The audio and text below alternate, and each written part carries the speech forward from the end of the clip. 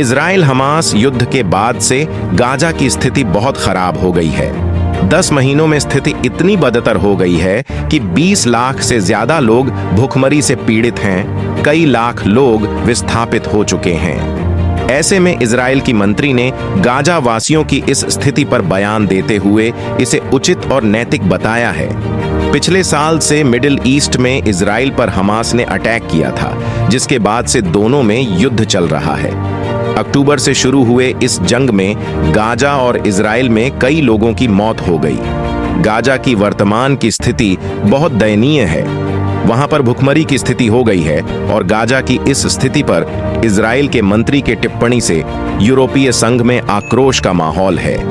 Gaza में लगभग 20 लाख लोग भुखमरी से जूझ रहे हैं, जिस पर बयान देते हुए इजराइल के वित्त मंत्री बेजालेल स्मोत्रिच ने इस स्थिति को उचित और नैतिक बताया है।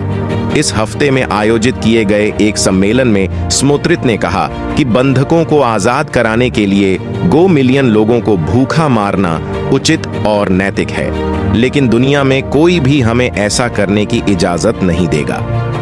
गाजा वासियों के लिए मानवीय सहायता को लेकर उन्होंने कहा कि हम मानवीय सहायता ला रहे हैं, क्योंकि हम लोगों के पास इसके अलावा कोई ऑप्शन नहीं है।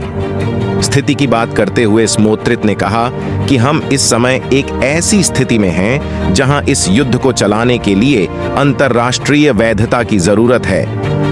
इजरायली मंत्री के इस टिप्पणी से अंतर्राष्ट्रीय कम्युनिटी में काफी गुस्सा है। यूरोपीय संघ ने इस टिप्पणी को लेकर कहा है कि नागरिकों को जानबूझकर भूखा मारना एक युद्ध अपराध है। आगे उन्होंने अपना बयान में कहा कि इजराइल एक बार फिर अंतर्राष्ट्रीय कानून और मानवता के सिद्धांतों का अपमान करता है दिखाता है। इसके बाद यूरोपीय संघ ने एक बार फिर तत्काल युद्ध विराम की अपनी इस बात को दोहराया है, जिसमें बंधकों की रिहाई और गाजा के लोगों के लिए सहायता की मांग करता है। फ्रांस और ब्रिटेन ने भी इजरायली मंत्री के इस बयान की आलोचना की है। फ्रांस ने इस तरह की टिप्पणी पर अपनी निराशा दिखाते हुए कहा है कि गाजा में मानवीय सहायता देना अंतर्राष्ट्रीय मानवीय कानून के तहत एक दायित्व है। ब्रिटेन के विदेश मंत्री डेविड लैमी ने भी इसकी निंदा की है।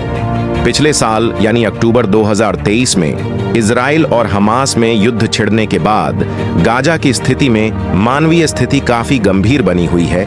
इस युद्ध की वजह से कई लाख लोगों को विस्थापित होना पड़ा है और लगभग 25 लाख लोग भूखे की स्थिति से गुजर रहे हैं। 7 अक्टूबर को हमास ने इजराइल पर अटैक किया था, जिसके बाद हमास के आतंकियों ने 251 इजरायली को बंधक बना लिया, जिसमें से अभी तक 111 लोग अभी भी हमास के बंदी हैं और इजराइल के मुताबिक 29 लोगों की मौत हो चुकी है।